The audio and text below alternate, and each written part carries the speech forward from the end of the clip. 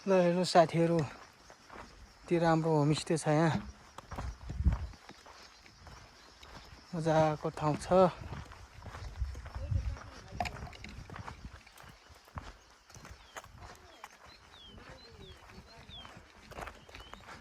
यति राम्रो घर होमस्टे।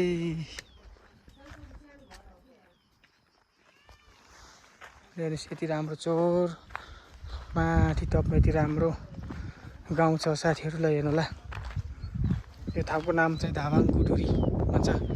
पहिले एउटा पनि गाउँ थिएन, तर अहिले हेर्नुहोस् यति राम्रो जग्गा। आलुबारी माथि टप छ, हो टाढा टाढा दिसेर जङ्गलको हाइट छ माथि नाङ्गे डाँडा। यस्तै हेर्नुहोस् 3 बहिनी धुरी लगायत सम्पूर्ण जग्गाहरू छ यति राम्रो सुन्दर प्लेसमा। तपाईँहरू पनि घुम्न आउनु होला हामी जस्तै। हेर्नुहोस् कति राम्रो देखिरहेछ। यो ठाउँको सौन्दर्य देखेर मान्छे लोभ्याउँछ। हजुर यो बिचमा दोकान पनि छ यो घरमा तपाईँहरूको सुविधाको लागि।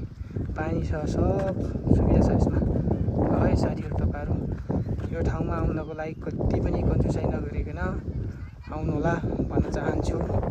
यति राम्रो सुन्दर पहाडको उपर माथि टपमा फेसिलिटीको साथमा यस्तो राम्रो चौर छ भ्यू। यो अलिकति दुर्गम ठाउँ भएर पछि फेसिलिटी पनि एक नम्बरको टुरिज्म प्लेस बन्नेछ भन्ने हामीले आशा गरेका छौँ। यस जग्गालाई